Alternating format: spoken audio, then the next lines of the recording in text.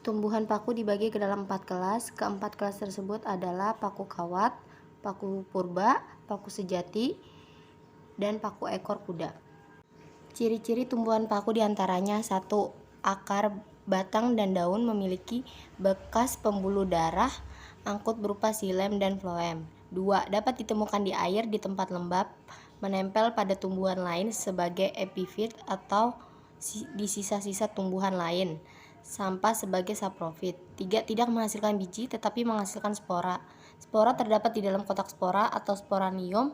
Kotak-kotak spora tersebut terkumpul dalam sorus, adapun sorus-sorus ini berkumpul di permukaan bawah dari helaian daun. 4. Mengalami pergiliran keturunan atau megatenesis. Tumbuhan paku yang kita lihat sehari-hari disebut generasi sporofit. Daun yang masih muda menggulung. Daun tumbuhan paku adalah yang khusus menghasilkan spora, disebut sporofil. Daun yang tidak menghasilkan spora disebut tropofil, berfungsi untuk fotosintesis. 6. Tidak menghasilkan bunga dan buah. 7. Umumnya memiliki rizom, batang yang terdapat di dalam tanah. Klasifikasi tumbuhan lumut. Ada beberapa penggolongan pada lumut, yakni lumut daun, Bryopsida, lumut hati, Hepaticopsida, lumut tanduk, Antherocopsida. Berikut ciri-ciri lumut. 1. Ukuran tumbuhan lumut bervariasi. Pada tumbuhan lumut kecil tingginya mencapai 1 hingga 2 cm, sementara yang berukuran besar dengan tinggi 20-40 cm. 2. Batang dan daun tidak punya pembuluh angkut, floem, dan xilem. 3. Air diserap oleh rizoid secara imbibisi, kemudian diedarkan ke seluruh bagian tubuh melalui proses difusi. 4. Tumbuhan lumut tidak memiliki sistem pembuluh pengangkut yang khusus untuk mengangkut air dan mineral. Pada ujung batang ada titik tumbuh yang menyebabkan tumbuh memanjang. 5. Dapat jumpai di berbagai tempat yang lembab atau basah seperti di daratan tanah, tembok, bebatuan yang lapuk, menempel di kulit pohon atau air. 6. Lumut mengalami pergiliran keturunan, metagenesis. Alat perkembangbiakan jantan berupa antheridium dan alat perkembangan betina berupa archaeognium. 7. Umumnya lumut berwarna hijau berbentuk lembaran. 8. Dalam tubuh lumut mengandung sel-sel yang berkloroplast, klorofil untuk fotosintesis. 9. Tumbuhan lumut mengalami pergiliran keturunan metagenesis antara generasi gametofit dan sporofit. Pohon mangga adalah salah satu tanaman yang paling banyak dibudidayakan baik secara pribadi maupun untuk tujuan komersial karena nilai ekonomis dari buahnya. Buah mangga dapat dikonsumsi langsung saat matang ataupun mentah, serta dapat diolah menjadi makanan dan minuman. Ciri-ciri pohon mangga. 1. Memiliki sistem perakaran tunggang. 2. Batang berbentuk bulat dan berkayu.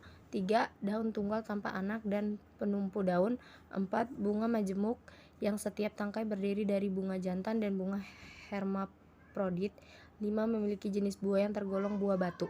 Klasifikasi dan ciri-ciri paku tanduk rusa. Pada dasarnya, tumbuhan paku pakar klasifikasikan ke dalam beberapa kelas, yaitu Phyllopithecinae, paku purba, Lycopodinae, paku rambut, Equusinae, paku ekor kuda, dan Felicinae, paku sejati. Paku tanduk rusa sendiri tergabung dalam kelas Felicinae, karena itu spesiesnya dapat kita cirikan melalui bentuk daun yang besar, makrofil, bertangkai, dan dapat menggulung saat usia muda.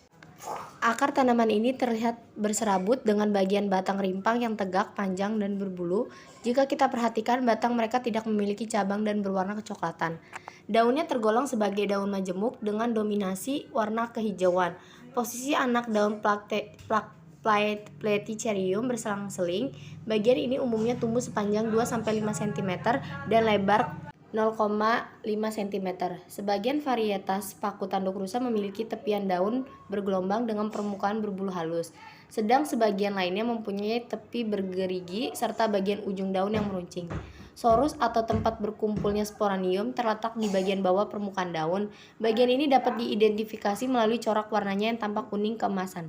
Daun suji merupakan tanaman yang termasuk ke dalam famili Rusaceae dengan nama latin Dracaena angustifolia. Daun suji banyak digunakan sebagai pewarna dalam pengolahan makanan.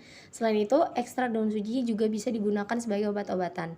Tanaman suji memiliki akar jenis tunggang. Batang suji merupakan batang berkayu. Daun tanaman ini adalah daun tunggal dengan bentuk menyerupai pita.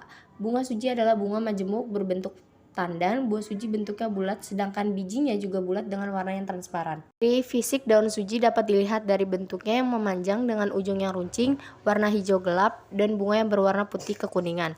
Daun suji sendiri dikenal sebagai sumber klorofil alias zat hijau daun.